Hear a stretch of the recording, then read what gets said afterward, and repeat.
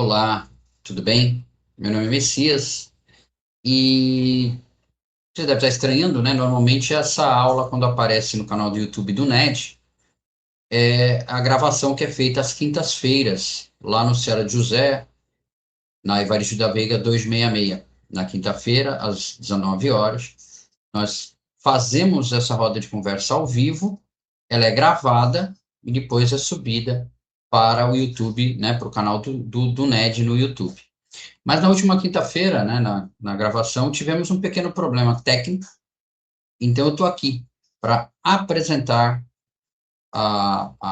o texto, né, do capítulo 29 do livro Os Mensageiros, que faz parte dessa série que nós estamos fazendo, que é da A Vida no Mundo Espiritual, do André Luiz. Começamos com o Nosso Lar, e agora estamos com o livro Os Mensageiros, trazido através do Chico, pelo André Luiz. E, né, sem mais enrolação, vamos colocar aqui, isso, acho que dessa forma fica bom.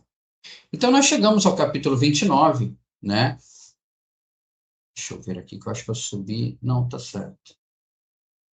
Deixa eu trazer de novo aqui. Isso, agora sim. Então, nós chegamos, né, ao capítulo 29 do livro Dos Mensageiros, do Francisco Cândido Xavier, A Vida no Mundo Espiritual, pelo Espírito André Luiz.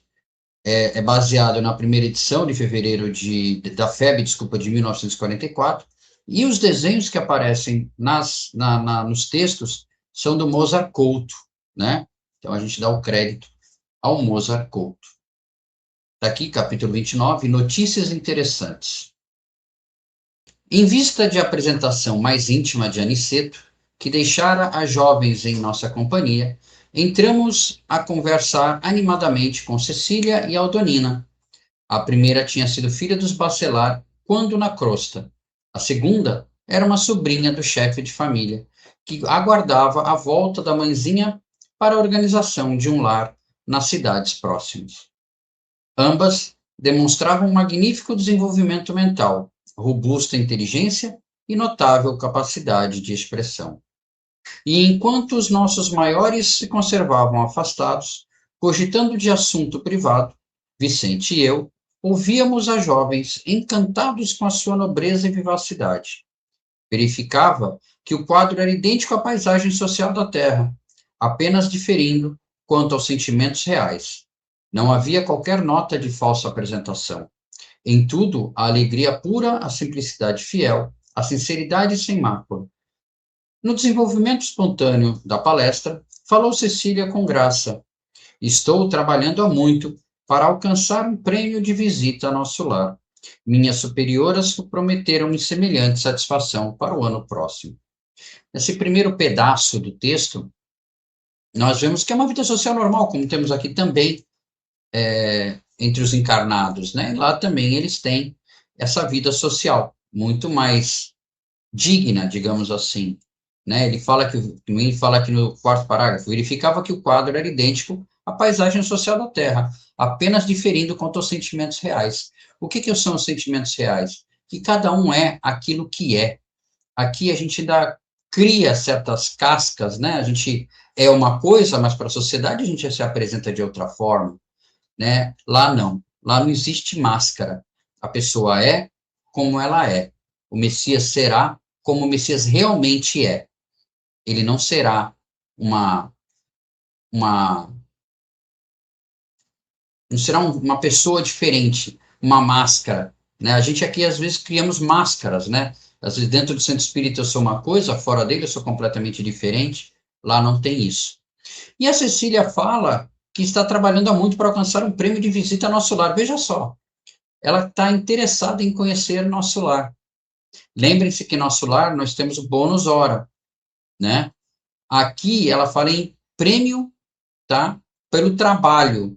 Lá no mundo espiritual, todo trabalho tem o seu valor e todo trabalho tem o seu prêmio. O prêmio que ela quer alcançar é a visita ao nosso lar, não é questão pecuniária. E sorrindo rematou expressivamente. Entretanto, para consegui-lo, tenho de atender a umas tantas obrigações importantes. Pois que? Perguntou Vicente admirado. É preciso tanto? Por quê? Porque eles estavam em nosso lar. O André Luiz foi para nosso lar, né? Ele não precisou trabalhar, né? Ele foi resgatado do umbral e foi levado para nosso lar. Então, por isso que o Vicente tem essa dúvida. E ela responde: sem dúvida, tornou a jovem bem-humorada. O meu amigo talvez não esteja convencido quanto ao brilho de sua atual posição. Viver em nosso lar é uma grande bênção. Acaso não o terá compreendido ainda? Sorrimos todos. Olha, ela coloca para Vicente o quão gratificante para ele deveria ser viver em nosso lar, porque ela vem de um posto de socorro, onde as situações são mais complexas. A gente vai ver mais adiante. E reafirmando o conceito, Cecília continuou. Segundo os instrutores que nos visitam em Campo da Paz, que era onde ela mora, né? Os seus ministérios são verdadeiras universidades de preparação espiritual. Lembre-se que nos primeiros capítulos de Os Mensageiros, Vicente, André Luiz e outros vão para um ministério para se preparar para essa missão, né, de mensageiros. Eles são preparados dentro do ministério para poder estarem prontos e aptos, e mesmo assim não estão prontos e aptos totalmente, por isso que eles pararam nesse posto de socorro, para ter mais conhecimento sobre a missão que vai ser colocada para eles, porque eles estão a caminho da Terra para uma missão de auxílio e socorro, né? Então vamos continuar. O ensejo educativo neles é imenso, e chego a crer que, para avaliarem a extensão da benécia que Jesus lhes concedeu, seria necessário viverem alguns anos em nossa colônia, onde o trabalho ativo de vigilâncias e assistências é mais imperioso, mais exigente. Em nosso lar, porém, objetei, no caso André Luiz, temos um grande número de sofredores. A regeneração é uma colmeia de milhares. André Luiz tentou colocar para ela que nosso lar também era uma questão de sofredores, né? Lembrem que ele trabalhou nas câmaras de retificação, e no livro Nosso Lar nós vimos quantas pessoas passavam e quantas histórias nós ouvimos de pessoas que estavam lá e eram sofredores. A interlocutora, todavia, revelando profunda cuidado nas observações, considerou: você diz muito bem quando se refere à colmeia, significando possibilidades de trabalho. Creia que os sofredores que atingem o seu núcleo já se encontram a caminho de excelentes realizações. Naturalmente, que os irmãos desequilibrados que por lá existem já se torturam pelo vagaroso despertar da consciência, já sentem remorsos e arrependimentos indicativos de renovação. São sofredores que melhoram progressivamente, porque o ambiente da cidade é de elevação positiva, onde a maioria vive com a bondade, a maldade da maioria tende sempre a desaparecer. Nosso lar, portanto, mesmo para os que choram, possui soberanas vantagens espirituais. Impressionado com o que ouvia, lembrei. Eu mesmo trabalhei algum tempo em cooperação nas câmaras certificadoras, né, disse André Luiz. Já ouvi diversas referências a essa instituição, exclamou Cecília, senhora do assunto. Mas, baseando-me nos informes de mentores amigos, continuo a manter minha posição. E como se já conhecesse nossos processos de serviço, asseverou sorridente, relata André Luiz. Vocês conhecem lá muitos espíritos sofredores, mas em Campo da Paz conhecemos muitos espíritos obsessores. Olha a diferença. Lá poderá existir muita gente que ainda chora, mas em nosso meio há muita gente que se revolta. É fácil remediar o que geme, que atender ao revoltado. Aqui ela coloca que, e nós podemos ver, né, até nos atendimentos nas casas espíritas, ou até na nossa vida cotidiana, né, a pessoa que geme já está em processo de cura, de alguma forma. O revoltado, ele não quer saber da cura, porque ele ainda está achando que a revolta dele é a correta, que a posição dele é a correta. Ela continua.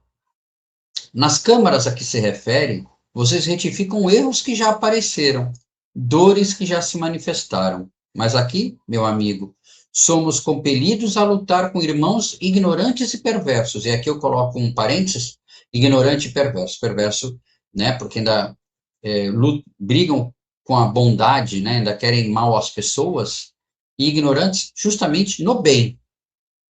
Porque muitas vezes você encontra espíritos obsessores muito inteligentes, com inteligência muito alta, porém ignorantes. Não na inteligência, mas no bem. Então vamos lá, somos compelidos a lutar com irmãos ignorantes e perversos, que se sentem absolutamente certos nas fantasias perigosas que imposaram. E vemo-nos obrigados a atender a doentes que não acreditam na própria enfermidade.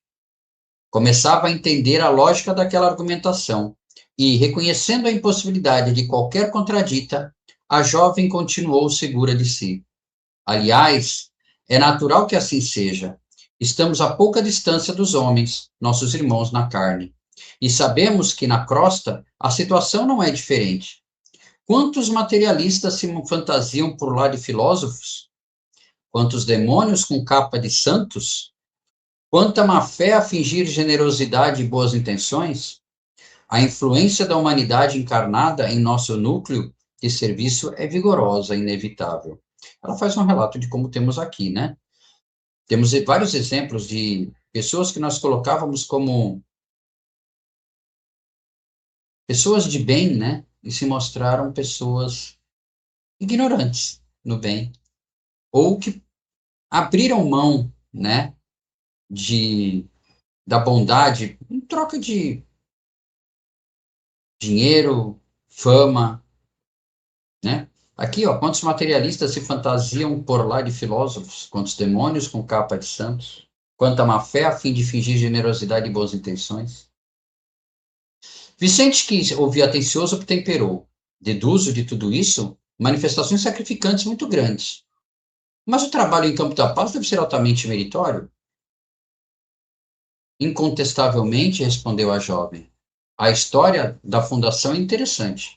Alguns benfeitores, reconhecidos a Jesus, resolveram organizar em nome dele uma colônia em plena região inferior que funcionasse como instituto de socorro imediato aos que são surpreendidos na crosta com a morte física, em estado de ignorância ou de culpas dolorosas.